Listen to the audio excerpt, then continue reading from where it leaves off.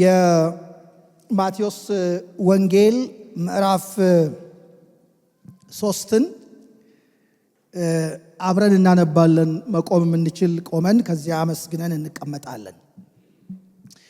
እንደዚህ ይላል። የመጥመቁ ዮሐንስን አገልግሎት የተመለከተ ነው ይሄ ክፍል። የመጥመቁ ዮሐንስን አገልግሎት የሚመለከት ነው። ከቁጥር 1 ጀምሮ እስከ ቁጥር 12 ድረስ እናነባዋለን። በዚያም ወራት መጥምቁ ዮሐንስ መንግሥተ ሰማያት ቀርባለችና ንስሐ ግቡ ብሎ በይሁዳ ምድረ በዳ እየሰበከ መጣ። በነቢዩ በኢሳይያስ የጌታን መንገድ አዘጋጁ፣ ጥርጊያውንም አቅኑ እያለ በምድረ በዳ የሚጮህ ሰው ድምፅ የተባለለት ይህ ነውና። ራሱም ዮሐንስ የግመል ጠጉር ልብስ ነበረው፣ በወገቡም ጠፍር ይታጠቅ ነበር። ምግቡም አንበጣና የበረሃ ማር ነበር። ያን ጊዜ ኢየሩሳሌም፣ ይሁዳም ሁሉ በዮርዳኖስም ዙሪያ ያለ አገር ሁሉ ወደ እርሱ ይመጡ ነበር። ኃጢአታቸውንም እየተናዘዙ በዮርዳኖስ ወንዝ ከእርሱ ይጠመቁ ነበር። ዳሩ ግን ከፈሪሳውያንና ከሰዱቃውያን ብዙዎች ወደ ጥምቀቱ ሲመጡ ባየ ጊዜ እንዲህ አላቸው፣ እናንተ የፉኝት ልጆች ከሚመጣው ቁጣ እንድትሸሹ ማን አመለከታችሁ? እንግዲህ ለንስሐ የሚገባ ፍሬ አድርጉ። በልባችሁም አብርሃም አባት አለን እንደምትሉ አይምሰላችሁ እላችኋለሁና ከነዚህ ድንጋዮች ለአብርሃም ልጆች ሊያስነሳለት እግዚአብሔር ይችላልና። አሁንስ ምሳር በዛፎች ስር ተቀምጧል። እንግዲህ መልካም ፍሬ የማያደርግ ዛፍ ሁሉ ይቆረጣል፣ ወደ እሳትም ይጣላል።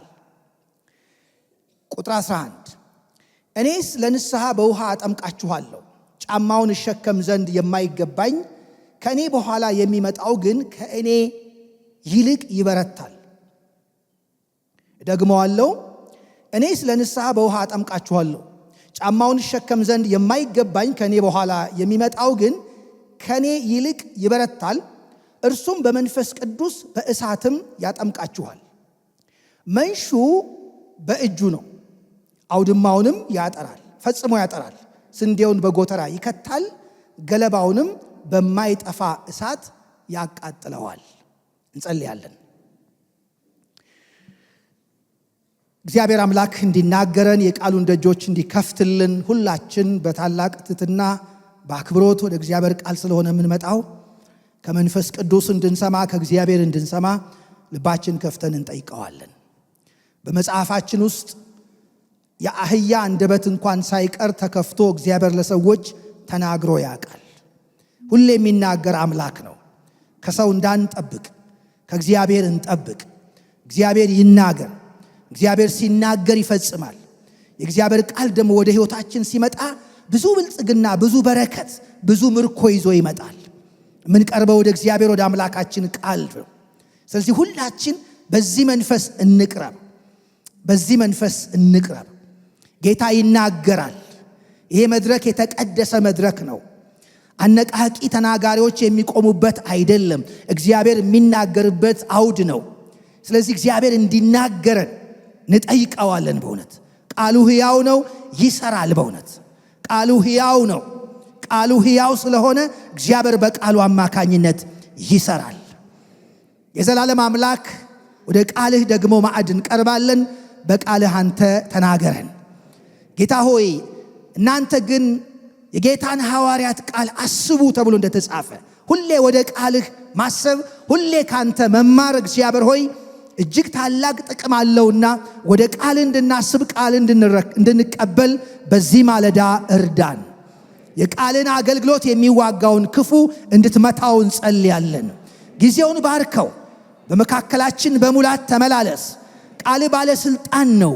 ይናገረን ጌታ ሆይ ይናገረን። እኛ ለሲምቦል ለምልክት እንቆማለን እንጂ የምትናገር አንተ ነህ። ተናገር ጌታ ሆይ ከትራዲሽን ወጥተን አንተን ወደ መስማት ሕይወት እንድታስገባን እንጸልያለን። ጌታ ሆይ በመልእክት ቃል ተናገረን፣ በሕያው ቃል ተናገር፣ ለታናናሾች ተናገር፣ ለታላላቆች ተናገር። ጌታ ሆይ በሕይወታችን እንዲሆን የምትፈልገውን ነገር ተናገር። ጌታ ሆይ ጊዜውን ባርክልን፣ ለመናገር የቆመውን ደካማ ሸክላ በጸጋ ደግፍ፣ የሕዝብንም ጆሮ ክፈት፣ የቤተክርስቲያን ጆሮ ክፈት።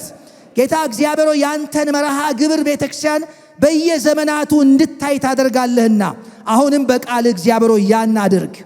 ጊዜውን ባርክልን፣ በመካከላችን በክብር በሙላት ተመላለስ። በመድኃኒታችንና በጌታችን በኢየሱስ ክርስቶስ ያውና ታላቅ ስም አሜን። እግዚአብሔር ይባርካችሁ። ትቀመጣላችሁ። ባለፈው የጀመርነውን ሐሳብ እንቀጥላለን። እንግዲህ ለማስታወስ ያህል የትምህርታችን ርዕስ ጥንታዊ ጴንጤቆስጣዊ አስተምህሮ፣ የጥንታዊ ጴንጤቆስጣዊ ክርስትና አስተምህሮና ልምምድ የሚል ሰፊ ርዕስ ይዘን ነበር ስንነጋገር የነበረው። የጥንታዊ ጴንጤቆስጣዊ ክርስትና አስተምህሮ እና ልምምድ። ስለዚህ የትምህርት መሰረቱን የአስተምሮት መሰረቱንና ልምምዱን ነው እያየን ያለ ነው። በጣም አጭር ጊዜ ነው፣ 2 ሳምንት ነው የምንጠቀመው። ግን ሌሎቻችን በሌሎችም ፕሮግራሞች ስለምንማር የትምህርቱ ዓላማ እንግዲህ መሰረታዊ ነገር ለማስጨበጥ ነው። በሶስት ጉዳዮች ላይ እንደምነጋገር ነግሬያችሁ ነበር። ሁለቱን ባለፈው ሳምንት አይተናል። አንደኛው ጥንታዊ ጴንጤቆስጣዊ ክርስትና ምንድን ነው? ለምንድን ነው ይሄንን ስም መስጠት ያስፈለገው? ይሄ አዲስ ግሩፕ መፍጠር ነው ወይ? ለምንድን ነው እንደዚህ አይነት አይዴንቲቲ እንደዚህ አይነት ስያሜ መስጠት ያስፈልገው? ስለዚህ ምንነቱ ላይ ትንታኔውን ለማየት ሞክረናል። ባለፈው ሳምንት አብዛኞቻችሁ ስለነበራችሁ ምንነቱን ያየን ይመስለኛል። ጴንጤቆስጤ የሚለው ቃል ከግሪክ የተወሰደ ነው። ጴንጤኮስቴ 50ኛ ማለት ነው። እንግዲህ ክርስትናን እንደ ጥንት ሐዋርያቱ የመለማመድ ክርስትና ነው፣ ሌላ ነገር የለው። ጥንት ሐዋርያቱ የኢየሱስ ሐዋርያት ከጌታ የተቀበሉትን ሃይማኖት እምነት እንዴት ነበረ ያስኬዱት? ትምህርታቸው ምን ይመስል ነበር? ልምምዳቸው ፕራክቲሳቸው ምን ይመስል ነበር? የሐዋርያት ሥራ በነገራችን ላይ የሚባለው መጽሐፍ አንዳንዴ ሐዋርያት የሰሩት ነው የሚመስለው ትርጉሙ። ግን ትክክለኛ የመጽሐፉ ስያሜና ሐሳብ የሐዋርያት ልምምድ ማለት ነው። ልምምድ ማለት ነው። በመጀመሪያው ቋንቋ ፕራክሴስ አፖስቶሎይ የሚል ስያሜ ነው መጽሐፉ ያለው። ፕራክሴስ ማለት ደግሞ ሥራ ሳይሆን ልምምድ። ክርስትናን በሐዋርያቱ ልምምድ፣ በሐዋርያቱ በአኗኗር ስታይል፣ በሐዋርያቱ የኑሮ ዘዬ ክርስትናውን ማስኬድ ማለት ነው። ስለዚህ ጴንጤቆስጣዊ ክርስትና በሐዋርያቱ አስተምሮትና ልምምድ መሰረት ክርስትናን የሚኖር የክርስትና እምነት ተከታይ ማለት ነው። ጴንጤቆስጣዊ ክርስቲያን ወይም ጴንጤቆስጣዊ ክርስትና ብለን ስንል ሁለተኛ ያነሳ ነው መሰረቱ ምንድነው? ፋውንዴሽኑ ነው። መጽሐፍ ቅዱሳዊ መሰረቱን ለማየት ሞክረን ነበር። ታስታውሱ ከሆነ የብሉይ ኪዳን መጽሐፍ በጥቅሉ ካየነው የትንቢት መጽሐፍ ነው። ከዘፍጥረት መጽሐፍ ጀምሮ እስከ መጨረሻው እስከ ትንቢተ ሚልኪያስ ያሉትን የብሉይ ኪዳን መጽሐፍቶች ብታዩአቸው በአጠቃላይ ካየናቸው ወደፊት የሚያመለክቱ መጽሐፍት ናቸው። የታሪክ መጽሐፍቶቹም ራሳቸው ትንቢታዊ ፋይዳ ነው ያላቸው። ለምን? የነገር ምሳሌነት፣ የነገር አመልካችነት ስላላቸው፣ ታይፖሎጂ ስላላቸው። የአዲስ ኪዳን ደግሞ መጽሐፍትን ስትመለከቷቸው በብሉይ ኪዳን የተነገረው ተስፋ የተፈጸመባቸው መጽሐፍት ናቸው።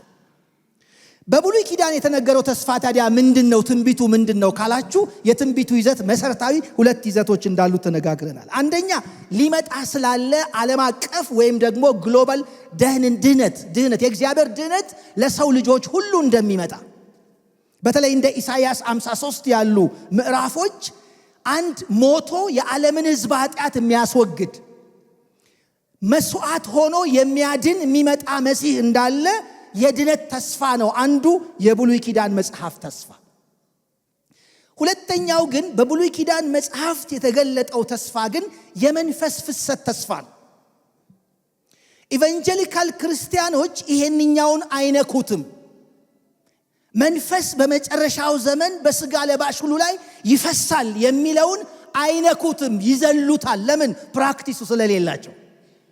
አሁን ጴንጤቆስጣውያን ይሄኛውን ሁለተኛውን ተስፋ ነው ያነሱት። ወይም ደግሞ ይሄ ድነቱ ብቻ ሳይሆን የመንፈሱም ፍሰት አስፈላጊ ነው ብለው አትኩሮት ይሰጡታል። ስለዚህ መጽሐፍ ቅዱሳዊ መሰረቱ ምንድነው ካላችሁ የብሉይ ኪዳን ተስፋ ወይም የቃሉ ተስፋ እግዚአብሔር በመጨረሻው ዘመን መሲህ እንደሚልክ ያ መሲህ ያ መሪ አዳኝ እንደሚሆን የሚያድነው ሞቶ እንደሆነ ግን ያ ብቻ አይደለም የድነት ተስፋ ብቻ አይደለም ከሱ መምጣት ጋር ተያይዞ በተለይ እንደነ ኢዩኤል ያሉ ነቢያቶች ባለፈው ሳምንት አይተናል ስጋ በለበሰ ሁሉ ላይ ከመንፈሴ ምን አረጋለሁ አፈሳለሁ የመንፈስ ፍሰት ዘመን ይመጣል።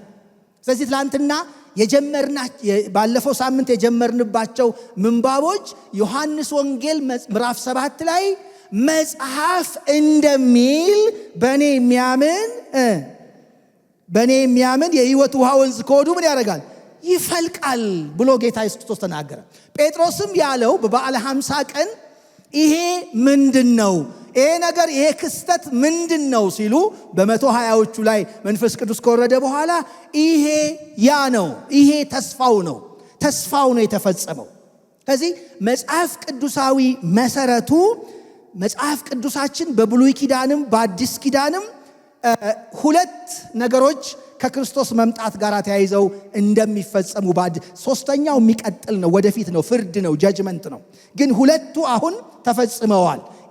በክርስቶስ ድነት ለዓለም ሕዝብ ሁሉ ለሚያምን ሁሉ ቀጥሎ ግን ላመኑት ደግሞ መንፈስ ይፈሳል። ክብር ለእግዚአብሔር ይሁን። በነገራችን ላይ ኢየሱስ ክርስቶስ በምድር ላይ በነበረ ጊዜ ሰዎችን በውሃ አላጠመቀም። አንድ ጥሩ መረጃ ልስጣችሁ። ኢየሱስ አጥምቆኛል በውሃ የሚል መጽሐፍ የሚለው ኢየሱስ ማንንም አላጠመቀም። ደቀ መዛሙርቱ ሞክረዋል። ጳውሎስም ያለው እኔ በውሃ እንዳጠምቅ አላከኝም ነው። ውሃ ጥምቀት አያስፈልግም ሳይሆን የኢየሱስ ክርስቶስ አንዱ የመምጣቱ ዓላማ ምንድነው? ሰዎችን ማዳን፣ ያዳናቸውን በመንፈስ ማጥመቅ። የኢየሱስ ተከታዮች በመንፈሱ ነው የሚጠመቁት። አሁን ቅድም ያነበብንበት ክፍል ላይ ከሱ ተነስተን ሶስተኛውን ሐሳብ ነው ዛሬ የምናየው። የጥንታዊ ጴንጤቆስጣዊ ክርስትና መሰረታዊ ባህሪያቶች ዛሬ እነሱን ነው የምናነሳው። ግን ከዛ በፊት ስለ መጥመቁ ዮሐንስ ትንሽ ማንሳት ያስፈልጋል። ለምንድነው ይሄ ሰው በአዲስ ኪዳን ላይ ከፍተኛ ትኩረት የተሰጠው?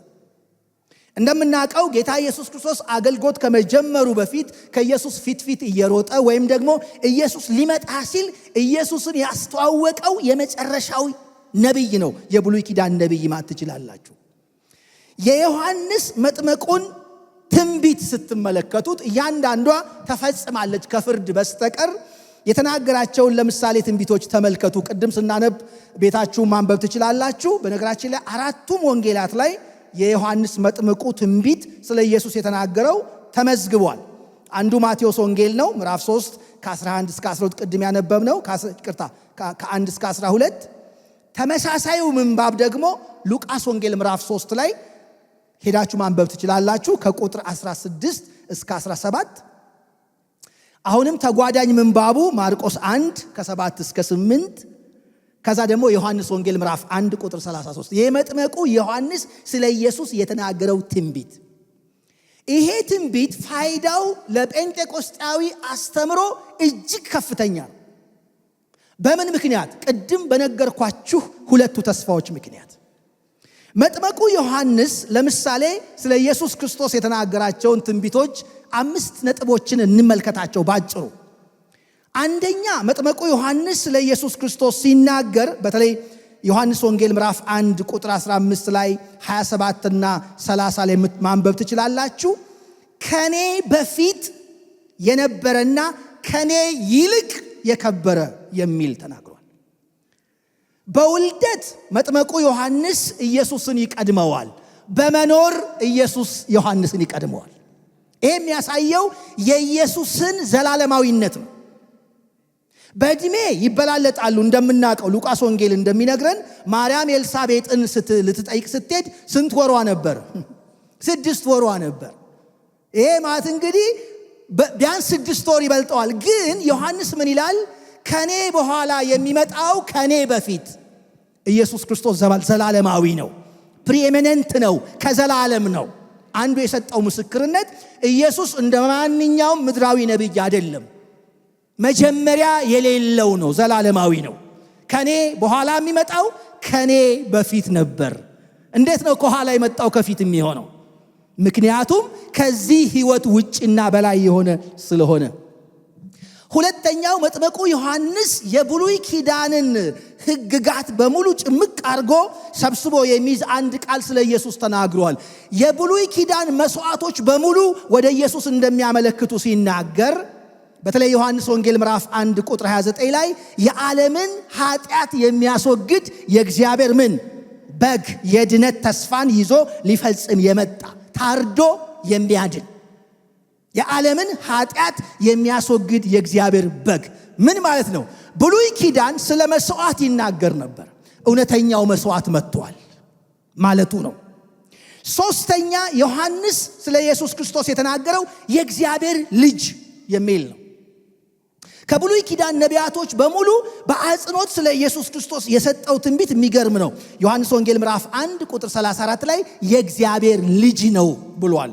የእግዚአብሔር ልጅ መሆን ልጅ ብሎ ማለት ምን ማለት ነው? የባህሪ ልጅ ወይም የእግዚአብሔር ልጅነቱ ክርስቶስ መለኮትነቱ እንደሆነ እንድናቅ ያስፈልገናል። በአራተኛ ደረጃ ይሄ በጣም አስፈላጊ ነው። ኢየሱስ ክርስቶስ ከኔ በኋላ የሚመጣው እኔ ለንስሐ በውሃ ነው ማጠምቀው፣ እሱ ግን በምን ያጠምቃችኋል? እሱ ሲመጣ ውሃ እንዳትጠብቁ መንፈስ ጠብቁ። እሱ በምን ያጠምቃችኋል? በመንፈስ ቅዱስና በእሳት ያጠምቃችኋል። የሱ ጥምቀት ሃየር ሌቭል ኦፍ ባፕቲዝም ነው። ማናችንም እንደነሱ አናጠምቅም። በነገራችን ላይ የኢየሱስ ክርስቶስ በመንፈስ አጥማቂነት ራሱ የኢየሱስ ክርስቶስን መለኮትነት ያሳያል። በመንፈስ ማጥመቅ ስጋ ለባሽ ስለማይችል አንድ ምሳሌ ልሰጣችሁ እችላለሁ። የኢየሱስ ክርስቶስ በመንፈስ አጥማቂነት ለምን ኢየሱስን ከሰው በላይ እንደሆነ እንደሚያደርገው ትዝ ይላችኋል። ኤልያስና ኤልሳ ሁለተኛ ነገሥት ምዕራፍ 2 ላይ አብረው ሲጓዙ ኤልሳ የኤልያስ ተከታይ አንድ ጥያቄ ጠየቀ። መጨረሻ ሰዓት ላይ ካንተ ሳልወሰድ ምንድነው የምትለምነው? ከኔ የምትፈልገውን ለምን ሲለው የለመነው ትዝ ይላችኋል። አንተ ላይ ያለው መንፈስ እኔ ላይ እጥፍ ሆኖ ይውረድብኝ ሲለው ኤልያስ ምን ነበር የመለሰው? የማይቻል ነገር ነው የጠየከኝ፣ አስቸጋሪና ከባድ ነገር ጠይቀሃል። በሌላ አነጋገር እሱን ማድረግ ነው የምችለው አይነት ነገር አይደለም። ስለ ታምራት ብትጠይቀኝ ጸጋዬ ነው አረጋዋለሁ። ሌላም ብትጠይቀኝ ነገስታቶችንም ሳማክር ስረዳ ያረኩት ነገር ነው፣ ጸጋዬ ነው፣ ጥሬ ነው፣ አረጋዋለሁ። ይሄን የጠየከኝን ነገር ግን ማድረግ አልችልም ማለቱ ነው። እንግዲህ ነቢያቶች አያችሁ፣ ኤልያስ በጣም ከነቢያቶች ሁሉ የሚበልጥ ታላቅ ስለ ክርስቶስ ኢየሱስ ፕሮፌቲክ ፊገር የሆነ ነቢይ ነውና እዚህ ጋር ግን ኢየሱስ ክርስቶስ ግን ሲመጣ ነቢያቶች የብሉይ ኪዳን ነቢያቶች የማይችሉትን ሊያደርግ ነው የመጣው። መንፈስ ሊያፈስ ሰዎች ላይ ባለፈው ሳምንት ስናነብ ያየነው ከአብ ተቀብሎ አሁን የምታዩትንና የምትሰሙትን ምን አደረገው? አፈሰሰው። ኢየሱስ ክርስቶስ በመንፈስ አጥማቂ ነው። ስለዚህ ጥንታዊ ጴንጤቆስጣዊ ክርስትና መሰረቱ ብለን ስንል ዮሐንስ መጥመቁም የሚነግረን ይሄ ነው። በመንፈስ አጥማቂው በመንፈስ የሚያጠምቀው መንፈስ የሚያፈሰው እሱ ነው። አምስተኛ ትንቢቱ ፈራጅነቱ ነው። ራሱም እንዳስተማረው ጌታ ኢየሱስ ክርስቶስ መጥመቁ ዮሐንስ ምን ይላል? 3:12 ላይ ማንበብ ትችላላችሁ። ማቴዎስ፣ ሉቃስ ላይም ምዕራፍ 3:18 ላይ መንሹ በእጁ ነው። ሉቃስ 3:18 መንሹ በእጁ ነው፣ አውድማውን ፈጽሞ ያጠራል፣ ገለባውን ግን በማይጠፋ እሳት ምን ያደርገዋል? ያቃጥለዋል። ስለዚህ ባለፈው ሳምንት ስንነጋገር የጥንታዊ ጴንጤቆስጣዊ ክርስትና መሰረቱ የእግዚአብሔር ቃል ተስፋ ነው። እያንዳንዱ የኢየሱስ ክርስቶስ ተከታይ የሆነ አማኝ የሚቀበለው የእግዚአብሔር በረከት ነው። ልክ ድነትን እንደተቀበልን የምንቀበለው ተስፋ ነው። ክብር ለእግዚአብሔር ይሁን። ለምን? በቃል ውስጥ ተቀምጧል። ለዚህ ነው እነ ሐዋርያው ጳውሎስ ሲያገለግሉ ክርስቲያን ነኝ አማኝ ነኝ የሚሉ ሰዎችን ሲያገኙ የሐዋርያት ሥራ ምዕራፍ 19 ላይ ባመናችሁ ጊዜ መንፈስ ቅዱስን ባይዘዌ መንፈስ ቅዱስን ተቀበላችሁ ማለት ለድነት መንፈስ ቅዱስ ተወልዳችኋል አይደለም ጥያቄው። የመንፈስ ቅዱስን ኃይል ተቀበላችኋል ወይ? ፈሶባችኋል ወይ? ከዛ በኋላ እነሱ ሲናገሩ ደግሞ መንፈስ ቅዱስ እንዳለ እንኳን አልሰማንም። አንዳንዶች እንደሚተረጉሙት የመንፈስን ህላዊነት አይደለም እያሉ ያሉት፣ ይሄ የምትለውን ፕራክቲስ አናቀውም። አሁን በምትለን መልኩ መንፈስን አልተቀበልንም። ጳውሎስ ሰርፕራይዝ ነው። ታዲያ በማን ስም ተጠመቃችሁ? ምን ማለት ነው? የኢየሱስ ተከታይ ሆኖ መንፈስን አለመቀበል ምን ማለት ነው ማለት ነው። በሌላ አነጋገር አንዳንድ ኢቫንጀሊካሎች እንደሚያደናግሩት አይደለም፣ ትርጉሙ ግልጽ ነው። እንዴት ነው ይሄ ፕራክቲስ የሌላቸው? አይ በመጥመቁ ዮሐንስ ጥምቀት ነው የተጠመቀ። እንዴ እሱ እኮ የውሃ ጥምቀት ነው። ምን ነካችሁ? ከሱ በኋላ እኮ የሚመጣው በውሃ አይደለም የሚያጠምቀው፣ ከሱ በኋላ በመንፈስ ነው የሚያጠምቀው። ፈቃደኞች ናችሁ? አዎ ኑ እንሂድ ወደ ወንዝ አይደል እንዴ? ሐዋርያት ሥራ ምዕራፍ 19 ወሰደ፣ አጠመቃቸው፣ እጁን ጫነባቸው። መጽሐፍ ቅዱስ ምን ይላል? መንፈስ ቅዱስ በኃይል ወረደባቸው፣ ትንቢት ተናገሩ፣ በልሳንም ተናገሩ። ኖርማል ክርስትና በሐዋርያት ሥራ ይሄ ክርስትና ነው። ከመንፈስ ሰዎች ይወለዳሉ፣ የኢየሱስ ተከታይ ይሆናሉ። በዳግም ልደት መንፈስ ያድርባቸዋል፣ ግን በዚያው መንፈስ ይጠመቃሉ። ክብር ለእግዚአብሔር ይሁን። ጴንጤቆስጣይ ክርስትና ማለት ይሄ ነው። አሁን ኤቫንጀሊካል ክርስትና ወይም ይሄ ወንጌላውያን የሚባሉት ይህንን ልምምድ የማይቀበሉ ሰዎች ዳግም ልደት መጠመቅ ነው ይላሉ። ስህተት ነው። ዳግም ልደት መጠመቅ አይደለም። እሱ የመንፈስ ማደር ነው። እሱ አዲስ ፍጥረት መሆን ነው። ይሄኛው በመንፈስ ኃይል መሞላት ነው። ኢምፓወርመንት ነው ይሄኛው። ይሄ በመንፈስ መጥለቅለቅ ነው፣ የኢየሱስ ምስክር ለመሆን። አያችሁ፣ ኢየሱስ ክርስቶስ በውሃ ያላጠመቀ አሁንም አያጠምቅም፣ ወደፊትም አያጠምቅም። እኛ እናጠምቃለን። አጥምቁ፣ በውሃ አታጥምቁ አላልኩም፣ አጥምቁ ብሏል። ቤተክርስቲያን አዟል። በውሃ እናጠምቃለን፣ እሱ ግን በመንፈስ ያጠምቃል። ትክክለኛ ክርስትና በሐዋርያት ሥራ የምናየው ክርስትና ይሄ ክርስትና ነው። ሌላው ትክክለኛ ክርስትና አይደለም እያልኩ አይደለም፣ ግን ይሄኛውን በረከት ግን አለመቀበል መብት ቢሆንም መቀበል ግን ከእግዚአብሔር የተሰጠ ስጦታ ነው። ይሄ ነው ጴንጤቆስጣዊነት ብለን የምንለው ይሄንን ነው። ስለዚህ መጽሐፍ ቅዱሳዊ መሰረቱ ምንድነው ከተባለ እግዚአብሔር አብ የሰጠው ተስፋ። ሉቃስ ወንጌል ባለፈው ሳምንት ያነበብን ይመስለኛል። አብ የሰጠውን ተስፋ እልክላችኋለሁ። እስቲ ሄደን እናንብበው እሱን ክፍልና ወደ ባህሪያቱ ፈጠን ብዬ እገባለሁ። ጌታ ኢየሱስ ክርስቶስ መጨረሻ ደቀ መዛሙርቱን ሲሰናበት ወደ ሰማይ ከማረጉ በፊት ለደቀ መዛሙርቱ በሉቃስ ወንጌል መጨረሻ ላይ ምዕራፍ 24 ቁጥር 47 ላይ ትሄዱልኛላችሁ የነገራቸው ይሄንን ነው የነገራቸው። ሄደን እናነባለን። የሉቃስ ወንጌል ምዕራፍ 24 ከቁጥር 44 ጀምሮ እናነባለን። ጌታ ስሙ የተባረከ ይሁን። ከ44 ጀምሮ እንደዚህ ይላል። እርሱም ከእናንተ ጋር ሳለው በሙሴ ሕግና በነቢያት በመዝሙራትም ስለ እኔ የተጻፈው ሁሉ ይፈጸም ዘንድ ይገባል። የተጻፈው ሁሉ ይፈጸም ዘንድ ይገባል። በእኔ አሁን ለምሳሌ የሞትኩት የተጻፈው ይፈጸም ዘንድ ነው። መቅረት የለበትም። ስለ እኔ የተጻፈ ሁሉ ይፈጸማል። በሙሴ በነቢያት በመዝሙራት። የብሉይ ኪዳን መጽሐፍት ካቴጎሪስ ናቸው እነዚህ። በሶስት ነበር የሚከፈለው ብሉይ ኪዳን በዕብራይስጡ መጽሐፍ ማለት ነው። በዕብራይስጡ ብሉይ ኪዳን በመጽሐፍ በነቢያት በሙሴ ሕግ በነቢያትና በመዝሙራት ስለኔ የተጻፈ ሁሉ ይፈጸም ዘንድ ይገባል ብዬ ነገርኳችሁ። ቃሌ ይህ ነው። ሞቻለሁ፣ ተነስቻለሁ፣ ተፈጽሟል። ቁጥር 45 በዚያም ጊዜ መጽሐፍትን ያስተውሉ ዘንድ አእምሮአቸውን ምን አረገላቸው? ፍንትው ወብሎ ታያቸው። በእውነት እግዚአብሔር እንደዚህ ፍንትው ያድርግልን። አንዳንዴ ግልጠትን የሚሰጥ እሱ ነው። ስሙ የተባረከ ይሁን። እኛ በስነ መለኮት ትምህርት ቤት የምንወዳቸው ሁለት ቃላቶች አሉ። የቃሉ እስትንፋሳዊነትና የቃሉ ግልጠት አብርሆት የምንላቸው ኢንስፒሬሽን እና ኢሉሚኔሽን እንላለን። መጽሐፉን እንዲጻፍ ያደረገ መንፈስ ሰዎች መጽሐፉን እንዲረዱ አእምሮ ይከፍታል። ያው መንፈስ በእውነት ይክፈትልን። እሱ ነው የሚያስፈልገው። ተብሎ ተጽፏል እያልን ክርስትናን እንደ ቃሉ እንድንለማመደው እግዚአብሔር ይርዳን። ይሄ ተብሎ ተጽፏል ይፈጸም ዘንድ ይገባል። አእምሮአቸውን ከፈተላቸው።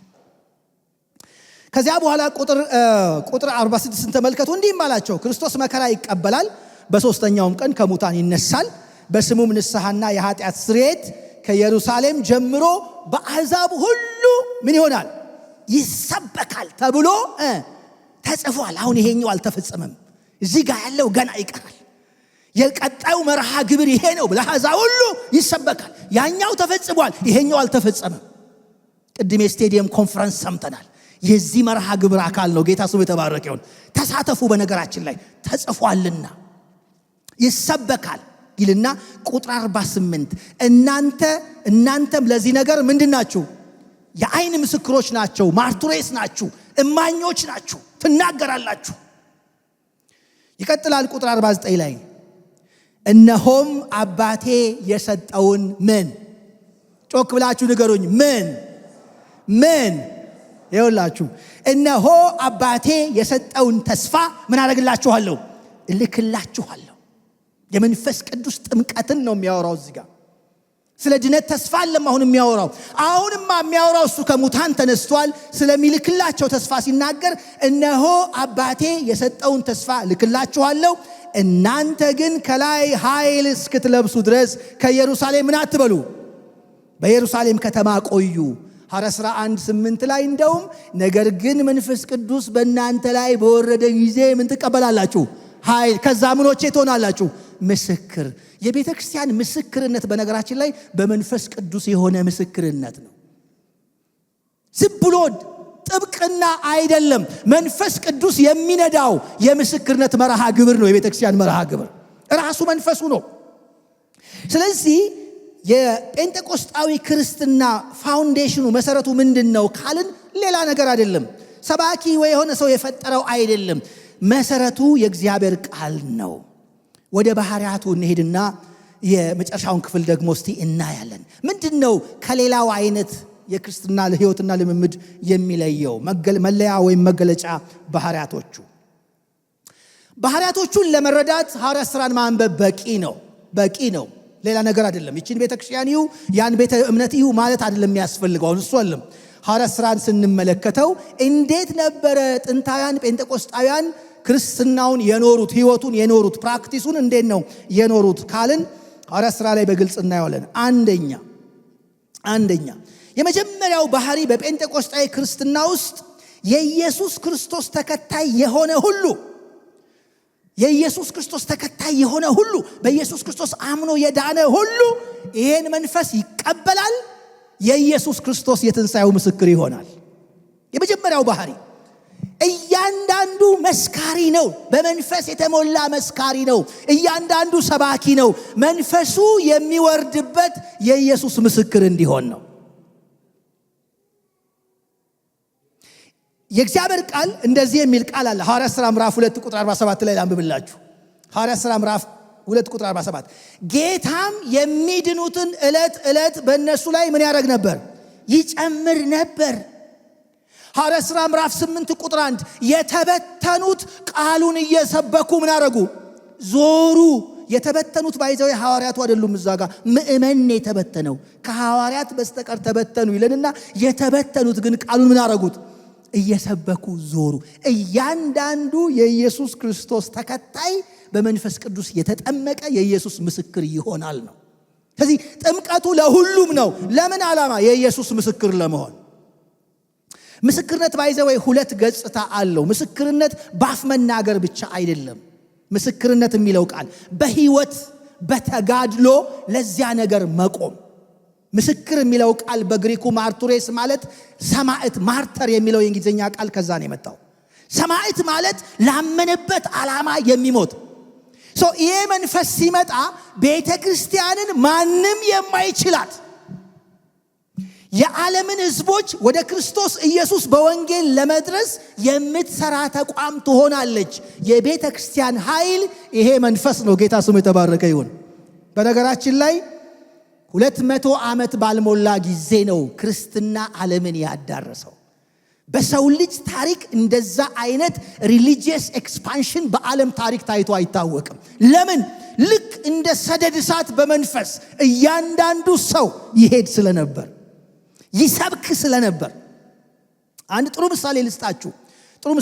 ጴንጤቆስጣዊ ክርስትና በነገራችን ላይ ካህንና ምእመን ብሎ ህዝብን አይከፍልም። ሌይቲና ክለርጂ አይከፍልም።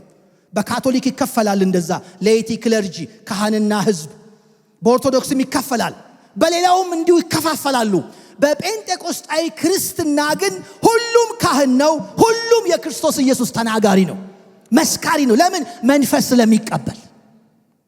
ይኸውላችሁ መንፈስ ቅዱስ የምንቀበለው ኢንተርቴን ልናረገው ሳይሆን ስለ ኢየሱስ ልንመሰክር ነው። ይሄ መታወቅ አለበት። አንድ ጥሩ ምሳሌ ልስጣችሁ። በአዲስ ኪዳን ቤተክርስቲያን የአገልግሎቱ ሌጋሲ በጣም ከፍተኛ የሆነ ምናልባትም ከጌታ አገልግሎት ቀጥሎ ሐዋርያው ጳውሎስ ይነሳል። ሐዋርያው ጳውሎስን ወደ ጌታ እንዲመጣ ወይም ደግሞ በጌታ ቤት እንዲተከል ያገዙትን ሰዎች ለመመልከት ብትሞክሩ ሐዋርያት ሥራ ምዕራፍ 9 እንደዚህ ይለናል። ደማስቆ መንገድ ላይ ጌታ ሁሌ ያን ቃል ሳነብ ይገርመኛል። ደማስቆ መንገድ ላይ ጌታ ከተገናኘው በኋላ አይኑ በዕውርነት ተመታ። ሰዎች እየመሩት ወደ ደማስቆ ገባ። እዛ 3 ቀን ሳይበላና ሳይጠጣ በደማስቆ አንድ ቤት ውስጥ ተዘግቶ ተንበርክኮ ግራ ተጋብቶ ይጸልይ ነበር። የወደፊቱ ሐዋርያ የዛ ጊዜ የተርሴሱ ሳውል። he was confused። ትላንትና ፈሪሳዊ ነበር፣ ትላንትና ታላቅ ሰው ነበር። ኢየሱስ በዕውርነት መታው መንገድ ላይ ክብሩን አየ። ደሞ በዛ በብርሃን ውስጥ የምታሳድደኝ ኢየሱስ ነኝ ያለው he was confused ሆኖ አንድ ቤት ተዘግቶ ቁጭ አለ። ሐዋርያት ሥራ ምዕራፍ 9 ሄዳችሁ ስታነቡ በደማስቆ አናንያ የሚባል ምን ነበር? መጽሐፍ ቅዱስን በጣም ወደዋለሁ። አንድ ደቀ መዝሙር ነበር። ታይትሉ ተቀዳሚ የእግዚአብሔር ሰው ሜጀር አፖስትል አናንያ ሳይሆን ታይትሉ ምንድነው? ሰውየው ንገሩኝ። አንድ ምን ደቀ መዝሙር። ይኸውላችሁ ዛሬ ታይትል የምናበዛው ከፍ ብለን ለመታየት መንፈሱ ስለሌለ ኮምፕሌክስ ይዞን ነው። እኔም ምለው ከታይትሉ ይልቅ መንፈሱ ይምጣልን። እሱ ነው የሚያስፈልገው። አንድ ደቀ መዝሙር በመጽሐፍ ቅዱስ ውስጥ አንድ ጊዜ ብቻ የተጠቀሰ፣ ደጋግሞ ከተጠቀሰም የሚጠቅሰው ጳውሎስ ነው። አናንያ የሚባል አንድ ደቀ መዝሙር። እስቲ አንድ ደቀ መዝሙር በሉ። ይኸውላችሁ መንፈሱ ለደቀ መዛሙርት ነው የሚሰጠው። ያ ደቀ መዝሙር መጣና ጌታ ነገረው። እንዲህ አይነት ቦታ የተርሴስ ሰው ሳውል የሚባል ሲለው ይሄ እኮ እኛን እኮ ሊያጠፋን የመጣው ቶቶ ይሄ የተመረጠ ዕቃ ነው። ሂድና እጅህን ጫንበት፣ ጸልይለት፣ መንፈስ ሞላዋለሁ። ደስ አይልም? ከዛስ አናንያ መጣ። ማን ነው አናንያ? አንድ ደቀ መዝሙር። እስቲ አንድ ደቀ መዝሙር በሉ። ዛሬ የሚያስፈልገው መንፈስ የተቀበለ አንድ ደቀ መዝሙር። ይሄ ታይትል የሚደርት አይደለም። ታይትሉን አሉት ሁሉንም ጨረሱት። አሁን የሚያስፈልገን ድሆችን ነፃ የሚያወጣ አኖይንቲንግ ነው እንጂ ገንዘብ የሚሰበስብ ገንዘብ የሚለቃቅም ፍርፋሪ የሚለቃቅም አይደለም። ከተቀቡ ነፍሳትን ያድኑ። አሁን የሚያስፈልገው እሱ ነው። ለምን? የምንቀባው የኢየሱስ ምን ለመሆን ነው? ምስክር። ነፍሳት ይዳኑ። ቅባት ካለ፣ ጸጋ ካለ፣ ነብይነት ካለ ከህዝብ ላይ ቀንበር ይስበሩ፣ ሳንቲም አይሰብስቡ። ገስታውስ እያሉ ሳይፈውሱ ሰዎችን አያማሉ። ከተቀቡ ሰዎችን ነፃ ያውጡ፣ ነፍሳት ይዳኑ፣ ነፍሳትን ያድኑ። የምንቀባው የኢየሱስ ምን ለመሆን ነው? ምስክር ለመሆን ነው። ኢቭን ልንገራችሁ፣ ሜጋ ቸርችም ለመሆን አይደለም የምንቀባው። ኢየሱስ ከኛ አዳራሾች ጋር ይሄ አዳራሽ ለአገልግሎት ይጠቅመናል፣ ከዛ ያለፈ ፐርፐዝ የለው። የኢየሱስ ክርስቶስ ትልቁ አጀንዳው ነፍሳት። የምንቀባው ለሱ ምን ለመሆን? ምስክር ለመሆን። አንድ ደቀ መዝሙር መጣና እጁን ጫነበትና ወንድሜ ሳውል ሆይ እወደዋለሁ። እሱ ወንድሜ ሳውል ሆይ በመንገድ ላይ የታየ እሱ ኢየሱስ ነው። እኔን የላከኝ ታይ ዘንድና መንፈስ ቅዱስ ይሞላብህ ዘንድ ነው። ወዲያውኑ ከዓይኑ እንደምን ወረደ ይላል? እንደ ቅርፊት። ባይዘው ያኔውኑ ነው የተጠመቀው። እዛ ጋር ተጠመቀ ባይለንም የጳውሎስ የመንፈስ ቅዱስ ጥምቀት እዛ ጋር ነው። ለምን? ሉቃስ እንደዚህ ይለናል፣ ወዲያው በላ በረታ፣ ተነስቶም ሰበከ ይለናል። በሐዋርያት ዘመንና በሐዋርያት ቤተክርስቲያን ቋንቋ አንድ ሰው ሰባኪ የሚሆነው መንፈስ ሲሞላ ነው። ጌታ ኢየሱስ ክርስቶስ በመንፈስ ያጠምቀው ወዲያው። ከዛስ ዝም ብሎ መሰላችሁ እንዴ ሰባኪ የሆነው? ደማስቆን አነቃነቃት። የትላንትናው ፈሪሳዊ ደማስቆ ተነቃነቀች። ሊገሉት ኢንፍሉዌንሱን ስላልቻሉት ሊገሉት ሲፈልጉ በቅርጫት በከተማ ግንብ ላይ በከተማ መስኮት ላይ በቅርጫት አወረዱት። ማንም የማይችለው ፈንጂ የሆነ መስካር የሆነ ማለት ነው በአንዴ። ለምን? መንፈስ ቅዱስ። ለምን? መንፈስ ቅዱስ ተጠመቃ። ለምን? መንፈስ ቅዱስ ወረደበታ። ጌታ ስሙ የተባረከ ይሁን። ጴንጤቆስጣዊ ክርስትና የሚያምነው ክለርጂ ሌይቲ ካህናት ምእመን የለም፣ ተወናዋኝ ተመልካች የለም፣ ሁሉ ተወናዋኝ ነው። ክብር ለእግዚአብሔር ይሁን። ሁሉ በመንፈስ የሚሞላ የኢየሱስ ምስክር። አንድ ደቀ መዝሙር። ስንት ደቀ መዝሙር? ሐዋርያው ጳውሎስን ወደ ጌታ በደንብ እንዲመጣ ያገዘው፣ ለመንፈስ ቅዱስ ሙላት የጸለየለት፣ ነርቸር ያረገው፣ ያበረታታው፣ ሁሌ በሄደበት ቦታ ስሙን ያነሳል። አንድ ደቀ መዝሙር። ታይትሉ ምንድነው? አንድ ደቀ መዝሙር። ጌታ ስሙ የተባረከ ይሁን። እያንዳንዳችን የኢየሱስ ክርስቶስ ምስክር ለመሆን ልክ እንደ አናንያ በመንፈስ ቅዱስ እንቀባለን። አንዱ ጴንጤቆስጣዊ ክርስትና ክለርጂና ሌይቲ ቄስና ምእመን የሚለውን ድንበር የሚያጠፋ ሁሉም አገልጋይ። ይሄ ማለት አገልጋይና ተገልጋይ የለም፣ አገልጋይን ህዝብ አይሰማውም አይነት ነገር አይደለም። ለምሳሌ ድንበር ሰርቶ የዚህኛው ቅድስና የዚህኛው ማዕረግ ከፍ ያለ ነው። ለምን? ይሄ ቄስ ስለሆነ፣ ይሄ አገልጋይ ስለሆነ፣ ይሄ ካህን ስለሆነ፣ ይሄኛውስ ምእመን ዝቅ፣ እንደዚህ የሚባል ነገር የለም። መከባበሩ አለ፣ ተከባበሩ ይላል። ሰዎችን በቦታቸው ክብር ለሚገባው ክብር ስጡ ይላል። ግን ሁሉ በመንፈስ የሚሞላ አገልጋይ ነው። ሁላችንም ጴንጤቆስጣዊ ክርስትና ሁሉን አገልጋይ የሚያደርግ ክርስትና ነው። ኃይሉ የሚመጣው ለዚህ ስለሆነ። ሁለተኛ ጴንጤቆስጣዊ ክርስትና ምንም እንኳን በመንፈስ ቅዱስ የመጠመቅ የመሞላት የመስበክ ክርስትና ይሁን እንጂ ማዕከል የሚያደርገው ክርስቶስን ነው። ወሬው ክርስቶስ ነው። መዝሙሩ ክርስቶስ ነው። የክርስቶስ የድነትን ሥራ ነው የሚያወራው። ክራይስት ሴንተርድ ነው። ኢየሱስ ላይ ነው ትኩረቱ። ጴንጤቆስጣዊ ክርስትና ሌላው ቀርቶ ለማዕረግና ለስልጣን ግድ የለውም። ሐዋርያት ሥራ ምዕራፍ 2 ላይ አይታችሁታል። ጴጥሮስን ማን ብለው እንደጠሩት? ስምዖን ተርኳል። ይገርመኛል። ስምዖን በስሙ ነው የሚጠሩት፣ በፐርሰናል ስሙ ነው የሚጠሩት። ታይትል ከዛ በኋላ ነው የመጣው። በነገራችን ላይ ታይትል በጣም የመጣው መንፈሱ ከሄደ በኋላ ነው። ታይትል አልነበረም በፊት። ወንድሞችና እህቶች ነው። ጌታ ስሙ የተባረከ ይሁን። ክርስቶስ ላይ ማዕከል ያደርጋሉ። ሐዋርያት ሥራ ምዕራፍ 11 ላይ ስታነቡት ከቁጥር 24 ጀምራችሁ እስከ ቁጥር 29 ድረስ አንብቡት። ለመጀመሪያ በአንጾኪያ የኢየሱስ ተከታዮች ምን ተባሉ? ክርስቲያን ተባሉ። ክርስቲያን ማለት በግሪኩ ክርስቲያኖስ ማለት ሁሌ ስለ ክርስቶስ የሚያወሩ። እንደውም ስያሜው ምን መሰላችሁ? ስድብ ነው። ክርስቶስ ከማለት ውጪ ምንም የማያውቁ ጅሎች ማለት ነው። ሁሌ ክርስቶስ፣ መዝሙሩ ክርስቶስ፣ ሌላ ሰብስታንስ የላቸውም። ወሬያቸው፣ ጨዋታቸው ምንድነው? ክርስቶስ። አያችሁ? ለምን? ክርስቶስን በጣም ማዕከል ያረጉ ስለነበረ። ሁለተኛው የጴንጤቆስጣዊ ክርስትና ክርስቶስን ማዕከል ማድረጉ ነው። አያችሁ? መሰበክ ያለበት ልምምድ ከክርስቶስ በላይ መጉላት የለበትም። ስትራክቸር ከክርስቶስ በላይ መጉላት የለበትም። ሰዎች ከክርስቶስ በላይ መጉላት የለባቸው። መሰበክ ያለበት የተሰቀለው ኢየሱስ ክርስቶስ ነው። መንፈስ ሳይኖር ሲቀር የክርስቶስ ክብር ይሸፈናል፣ የሰዎች ክብር ይጎላል። አንድ ጊዜ አንድ ቦታ ላይ የሰማሁት ፈገግ የሚያስብል ግን ደግሞ የሚገርም ታሪክ ነው። እንደውም ኢትዮጵያ ውስጥ ብዙ ታይትል የለም። አፍሪካኖች በጣም ታይትል ይወዳሉ። ለምሳሌ እድገት ነው፣ እንደ ሃይራርኪ ነው ቤተክርስቲያን። ሰው እንዳይጠጓቸው ይመስለኛል እነኚህን ስልጣኖች የሚወስዱት። ሰውጣ እንደ ራቅ ለማለት ከሰው ትንሽ ዲስታንስ ለመጠበቅ ወንበር ምንም ሪዘርቭ ለማድረግ ይመስለኛል ስገምት። ባይዘው ብከበር አልጠላም። ማን ይጠላል ብላችሁ ነው። ግን ቤተክርስቲያን ውስጥ የምንመጣው እኛ ልንኮፈስ ሳይሆን ክርስቶስን ልናለቅ ነው። ቤተክርስቲያን የክርስቶስ ነች። መላቅ ያለበት ማዕከሏ ክርስቶስ ነው። እና አንድ አሜሪካዊ ቁጭ ብሏል። ከአሜሪካ ተጋብዞ ናይሮቢ ኬንያ ውስጥ ነውና ረጅም ታይትል ጠርቶ ፕሮግራም መሪው የቤተክርስቲያኑን ቢሾፕ ጠራው።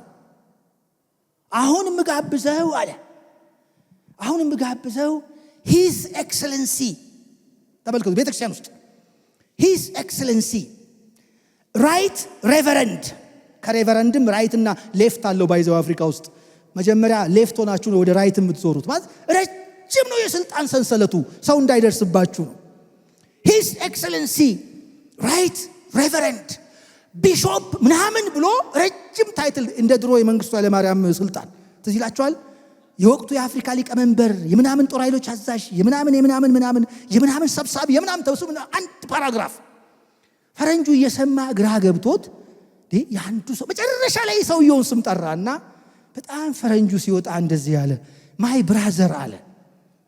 ሲጀምር ማይ ብራዘር ሁሉንም ታይትል በዓለም ላይ ያለውን ታይትል ሁሉ ወሰድክበት፣ ለመሆኑ ለኢየሱስ የቀረው ታይትል አለ ወይ ብሎታል። what's left for Jesus ሁሉንም ወሰድክበት ብሎታል። እውነተኛ ታሪክ ነው ባይዘው እውነተኛ ታሪክ ነው። ሐዋርያት ቤተክርስቲያን ላይ ግን በስም በፐርሰናል ኔም ነው የሚጠራሩት። ስምዖን፣ ዮሐንስ፣ ያዕቆብ ደስ አይልም?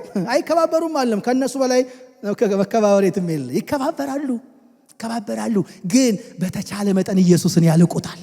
ኢየሱስ ልክ እንደ ባንዲራ ሙሴ ምንድን ያለው እግዚአብሔር ምኔ ነው? ሰንደቅ ዓላማዬ ነው። ዓላማዬ ነው ማለት ከሌላው በላይ ከፍ ብሎ የሚታይ በእውነት ኢየሱስ ዓላማችን ይሆን ከፍ ብሎ ይታይ። ጴንጤቆስጣዊ ክርስትና ኢየሱስን ማዕከል የሚያደርግ ክርስትና ነው። ሶስተኛው የጴንጤቆስጣዊ ክርስትና መጽሐፍ ቅዱስን ብቸኛና ተቀዳሚ የእምነት መመሪያ ያደርጋል። ጴንጤቆስጣውያን ባይዘው ስያሜያቸው ድሮ የመጽሐፉ ሰዎች የሚል ነበር። ለምን? ሁሌ ቡክ ነው፣ ሁሌ መጽሐፍ ነው። መጽሐፍ ቅዱስን ተቀዳሚ የእምነቱ መመሪያ ማድረግ። ጴንጤቆስጣዊ ክርስትና ለስርዓት ግድ የለውም። እንደውም አሁን ነው በኋላ ነው በካቶሊክ ኳየር ልብስ ለብሶ መዘመር ምናምን የጀመረው። እንደውም እንዲህ አይነት ነገር የለም። በተቻለ መጠን ከስርዓት ይልቅ የእግዚአብሔር ቃል ፕራክቲሱ ላይ ህይወት ላይ ትኩረት ያደርጋል። ፒፕል ኦፍ ዘ ቡክ ይባሉ የነበረው ለዚህ ነው። ሐዋርያት ሥራ ላይ ትዝ ይላችሁ ከሆነ ሐዋርያት ሥራ ምዕራፍ 17 ቁጥር 11 ላይ የቤሪያ ሰዎች የሚባሉ ጳውሎስ ከሰበካቸው በኋላ ትዝ ይላችኋል። ነገሩ እንዲህ ይሆንን እያሉ መጽሐፍትን ምን አረጉ? መረመሩ። ለምን እንደመረመሩ ታውቃላችሁ? እሱ ከመጽሐፍ እየጠቀሰ ስለነበረ የሚናገረው እነኚህ ጥቅሶች እንደዚህ ነው እንደሚሉት ቆይ እስቲ በእኛው አይንና አንብባቸው። ይሄ ሪዲስካቨሪ እንዲገቡ አደረጋቸው። ከዛስ መረመሩና ቃሉን በሙሉ ልብ ምን አደረጉ? ተቀበሉ። ጴንጤቆስጣዊ ክርስትና ይሄ ነው። ሰዎችን ከእግዚአብሔር ቃል ጋር ያገናኛል። የቃሉ ስልጣን አይገሰሴ ነው። በነገራችን ላይ በሌሎች የክርስትና እምነት ክፍሎች ውስጥ ለምሳሌ አሁን በካቶሊክ ቤተክርስቲያን ውስጥ ግልጽ ስለሆነ ነው ዶክትሪናቸው ስም የምጠራው የፖፑ ስልጣን ቫቲካን ላይ ያለው ጳጳስ ስልጣን ከመጽሐፍ ቅዱስ ስልጣን እኩል ነው። ኢንፋሊቢሊቲ ኦፍ ዘ ፖፕ ይላሉ። ስልጣኑ ከፍተኛ ነው። እንደውም አስታውሳለሁ አሁን ካሉት ጳጳስ ሁለተኛ በፊት ጆን ፖል የሚባሉት ጆን ፖል ሁለተኛ የካቶሊክ ሜሮሎጂስቶች ስለ ማርያም የሚያጠኑ ተመራማሪዎች ብዙ ጥናት አጥንተናል ብለው ጳጳሱን እባክን ከመሞትህ በፊት ማርያምን ከኢየሱስ ክርስቶስ ጋር እኩል አዳኝ ነች ብለህ አናውንስ አድርግልን የሚል ጫና እንደነበረበት ኒውስ ወጥቶ አንብበናል። የዛ ጊዜ ኮሪዲመር ነች መሆን ያለባት፣ ብዙ ተከታይ አላት በዓለም ላይ ማርያም፣ አማላጭ ሳትሆን አዳኝ ነው መሆን ያለባት የሚል ፕሮፖዛል ቀርቦለት ነበር። እንደውም ትዝ ይለኛል እንደውም ይጸልዩ ነበረ በአውሮፓ ክርስቲያኖች ይሄንን ሰውየው እንዳይናገር እንዳያጸድቅ። ለምን? ጳጳሱ አጽድቆት ቢሆን ኖሮ ከፍተኛ የዶክትሪን ሽፍት በካቶሊክ ቤተክርስቲያን ይሆን ነበር። ማርያም ከዚህ በኋላ አዳኝ ነች፣ ከፈለጋችሁ ወደ ኢየሱስ ከፈለጋችሁ ወደ እሷ ሂዱ ሊባል ይችል ነበር። ለምንድን ነው ካላችሁ የፖፑ ስልጣን ከእግዚአብሔር ቃል እኩል ነው። the infallibility of the pope ይባላል። ልክ የእግዚአብሔር ቃል አይገሰሴ ነው እንደምንለው የፖፑ ስልጣን እንደዛ ነው። ጴንጤቆስጣውያን ጋር ስትመጡ ቃሉ ብቻ፣ ክብር ለእግዚአብሔር ይሁን። ቃሉ ከላይ ሁላችን ከታች።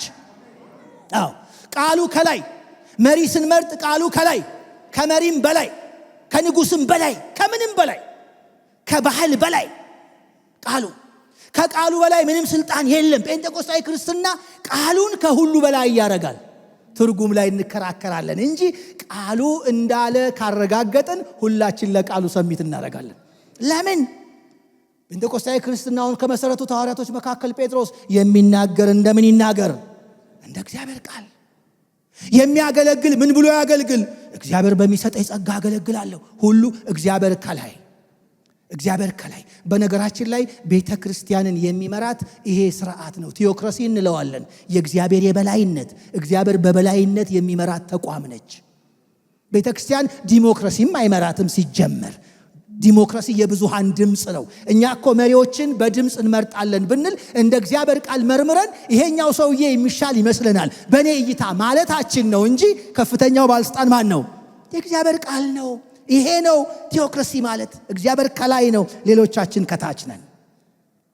ጴንጤቆስጣዊ ክርስትና በሶስተኛ ደረጃ የሚቀበለው ወይም የሚያምነው ወይም ደግሞ ባህሪው በዚህ ነው የሚገለጠው። መጽሐፍ ቅዱስን ብቸኛ ተቀዳሚ የህይወት የእምነት መመሪያ ያደርጋል።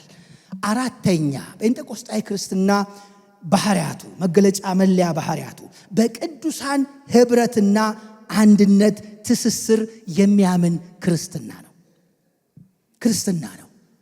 ቤተክርስቲያን የሚመጣ ሰው ከጌታ ጋር እንደሚገናኝ ሁሉ ከሰው ጋር እንዲገናኝ ይጠበቃል። ለምን? አንደኛ ዮሐንስ ምዕራፍ 1 ከቁጥር 1 እስከ 3 አንብቡ። ህብረታችን ከአባት ጋር ደግሞስ ከእናንተ ጋር፣ ህብረታችን ከአባት ጋር ከልጁም ከኢየሱስ ክርስቶስ ጋር ነው ይልና እናንተ ደግሞ ከኛ ጋር ምን እንዲኖራችሁ? ህብረት የሚለው ቃል እዛ ጋር ኮይኖኒያ ነው በግሪኩ። ትስስር፣ አንድነት፣ አንዱ ውስጥ መግባት፣ ትስስር። በነገራችን ላይ ቤተክርስቲያን ሁልጊዜ የምእመናንን የአባላቶቿን የእርስ በርስ ትስስር የምታጠናክርበትን ፕሮግራም ዲዛይን ማድረግ አለባት። ሰው ለኡዱድ መጥቶ ዘምሮ አጨብጭቦ እንደ ትምህርት ቤት ወደ ቤቱ እንዲሄድ አያስፈልግም። ሰው ለሰው ለምን? የእግዚአብሔር ጸጋ መፍሰስ የሚጀምረው መስራት የሚጀምረው ሰዎች እርስ በርስ ሲገናኙ ነው። በአንዳችን ውስጥ አንዳችንን እግዚአብሔር ይሰራል። የእርስ በርስ ህብረት ሐዋርያት ሥራ ምዕራፍ 2 አንብቡት ከቁጥር 42 እስከ ቁጥር 47 ከቁጥር 42 እስከ ቁጥር 47 ሐዋርያት ሥራ እና ምዕራፍ 4 ሐዋርያት ሥራ ከቁጥር 32 እስከ 35 እዛ ጋር እንጀራ ለመቁረስ ለህብረት በሐዋርያቱ ትምህርት ለጸሎት ይተጉ ነበር ይላል። ከሚተጉበት ነገር አንዱ ዲቮትድ ከሆኑበት ነገር መካከል ህብረት ነው። በዚህ አጋጣሚ ምክር ልስጣችሁ። በቤተ ክርስቲያን ፕሮግራሞች ማንታቀፍ እሁዱ ጥሩ ስብከት ሰምተን በመሄድ የምናምን ሰዎች የውላችሁ ይሄንን ነገር ጥለነዋል፣ እናንሳው፣ ይጠቅማችኋል። ህብረት አስፈላጊ ነው። በሙሉ ወንጌል ቤተክርስቲያን ቤት ለቤት የሚባል ህብረት አለ። በጣም አስፈላጊ ነው። የአባላት ህብረት አስፈላጊ ነው። ለምን? የእርስ በርስ ትስስር ቤተክርስቲያን አካል ስለሆነች እርስ በርስ ጴንጤቆስጣዊ ክርስትና በዚህ ያምናል። ጌታ ስሙ የተባረከ ይሁን። የመጨረሻውን ባህሪውን አነብላችኋለሁ ሐሳቡን ቋጨት ለማድረግ ያህል። የጴንጤቆስጣዊ ክርስትና አምስተኛና የመጨረሻው ባህሪ በመንፈስ ቅዱስ የጸጋ ስጦታዎች የታጀበ የግልና የጋራ አምልኮ gifts of the spirit የመንፈስ ቅዱስ የጸጋ ስጦታዎች በእነሱ የታጀበ አምልኮ። ጴንጤቆስጣዊ ክርስትና እግዚአብሔር ከመድረክ ብቻ ከአንድ አገልጋይ ብቻ ይናገራል ብሎ አያምንም። ከማህልም ይናገራል። ጌታ ስሙ የተባረከ ይሁን። አንደኛ ቆሮንቶስ ምዕራፍ 12 እና ምዕራፍ 14ን ማንበብ በቂ ነው። በምትሰበሰቡበት ጊዜ ምንድነው ይልና ለአንዱ መዝሙር አለው፣ ለአንዱ መገለጥ አለው፣ ለአንዱ ትንቢት አለው፣ ለአንዱ ልሳን መናገር አለው፣ ለአንዱ በልሳን የተነገረውን መተርጎም አለው። ስሙ የተባረከ ይሁን። ሁሉ ተሳታፊ ነው። ከዚህ ብቻ እንጠብቅ፣ ከመሃልም እንጠብቅ። እዚህ ልክ ነው። ስርዓት ባለው መልኩ እየመጣን እናገለግላለን። አንዱ መዝሙር አለው፣ አንዱ ስብከት። ግን ደግሞ ውስጥም ደግሞ እግዚአብሔር ይናገራል። አሁን ትልቁ ኢትዮጵያ ውስጥ ክርስትናን እያዳከመ ከመጣ ነገር አንዱ የጸጋዎች ኮሜርሻላይዝ መደረግ፣ ከመድረክ ብቻ ትንቢት ያለው ከመድረክ ብቻ ነው። ምእመን ትንቢት አይናገርም። እንደውም ጭራሽ አሁን ከናይጄሪያ አካባቢ የመጣብን አንድ በሽታ አለ፣ ሜጀር እና ማይነር ፕሮፌት። ሌላኛው ትንሹ ግልገሉ ነብይ የሚናገረው ትልቁ የሌለ ቀን ብቻ ነው። ይሄ ኑፋቄ ነው የሚባል ነገር የለም። ማይነሩ የሚናገረው ግልገሉ ነብይ የሚናገረው ያኛው ሳይኖር ሲቀር ነው። መጽሐፍ ቅዱሳችን ግን የሚነግረን እንዴ ለሜጀሩ ለጳውሎስ እኮ አብሯቸው ሲጸልይ ባለዚህ ቀበቶ ብለው ትንቢት አምጥተውለታል። ስማቸው ያልተጠቀሰ ሰዎች የምን ሜጀር የምን ማይነር ባለዚህ ቀበቶ ኢየሩሳሌም ወስደው ያስሩታል፣ መከራ እንዲቀበል ያረጉታል ሲሉት አይ ሰምቻለሁ፣ አውቄያለሁ፣ ታንኪዩ አክሴፕትን ያረገው እንዳትሄድ ብለው ሲለምኑት ኖ መሄድ አለብኝ። ይውላችሁ ሜጀሮቹም በማይነሮች ትንቢት ይመጣላቸው ነበር። እኛንን ይሄ ያኛው ከሌለ ያኛው፣ ስለዚህ ህዝቡ ሁሉ መቼ ነው የሚኖረው እያለ ያዳምጣል። አንዳንድ ቤተክርስቲያን የሰማሁት ሜጀሩ ከሌለ ማይነሩም ከሌለ ህዝቡ መዝሙር ዘምሮ ይበተናል። ይሄንን አሁን እኔ ቸርች ማለት ያስቸግረኛል። ይሄ አይደለም የአዲስ ኪዳን በተለይ ጴንጤቆስጣይ ክርስትና ስርዓት ምንድነው? ስንሰበሰብ እግዚአብሔር ይናገራል። ደግሞ አንድ ነገር ልንገራችሁ። እኔ በሙሉ ወንጌል ቤተክርስቲያን ረጅም ዓመት ኖር ያለው ቤተክርስቲያን ውስጥ ጸጋ አለ። በአሰራር አንሰራው፣ እንልቀቀው። መንፈስ ቅዱስ ይፈንዳ፣ ይውጣ፣ ጸጋ ይውጣ። እግዚአብሔር የሚናገርባቸው ሰዎች አሉ፣ የሚጠቀምባቸው ሰዎች። እኔ አይቻልም ጊዜ ስለማይበቃ ነው እንጂ ብዙ ምስክርነት መናገር ይቻላል። እናንተን እዚህ ማዋል ይቻላል። እግዚአብሔር ይናገራል። አሁን ዛሬ ትናንትና ሌሊት ህልም ያያችሁ ሰዎች የላችሁም? እዚህ መካከል ስትጸልዩ ጌታ የተናገራችሁ የላችሁ አላችሁ? የሚገርማችሁ ነገር አሁን ደግሞ ጊዜ ብንሰጥ እንዱ ነቢያት ሁሉ መነሳት ይጀምራሉ። ስንፈቅድለት ነው የሚወጣው። ስንፈቅድለት፣ ስናመቻችለት። ጌታ ስሙ የተባረከ ይሁን። አንድ ነገር ተናግሬ ጨርሳለሁ። ይሄ አምስተኛው ባህሪ ነው። ጸጋ ስጦታዎች የሚለው አምስተኛው ባህሪ ነው። አዙዛ የሚባል ከተማ ውስጥ በ1901 ከሐዋርያት ዘመን በኋላ ለመጀመሪያ ጊዜ ይሄ ነገር የፈነዳበት ፕራክቲስ የፈነዳበት ጊዜና ቦታ ነበር። አዙዛ የሚባል ቦታ ላይ በተለይ ከአዙዛ በፊት ቶፔካ የምትባል ካንሳስ ግዛት ውስጥ አንድ ቻርልስ ፓርሃም የሚባል አሜሪካዊ እንደ ባይብል ስኩል ነበረው። ታሪኩ የሚናገረው 25 ተማሪዎች ነበሩ እና ለተማሪዎቹ መጽሐፍ ቅዱስ ያስጠናል። የኮሌጁ መርሃ ግብር ሌላ መጽሐፍ አይማሩም። መጽሐፍ ቅዱስን ከዘፍጥረት ጀምረው ያነባሉ። እንደዛ ቸርች ነበር፣ ኮሌጅ ነበር። ምንም ሌላ መጽሐፍ የላቸውም። መጽሐፉ ምንድነው? ከዘፍጥረት ጀምረው አንድ ባንድ እያነበቡ እዚህ ውስጥ የምንተገብረው ነገር ምን አለ፣ ፕራክቲስ የምናደርገው ነገር ምን አለ እያሉ መርሃ ግብሩ ምንድነው? ማንበብ፣ መተርጎም፣ መተግበር።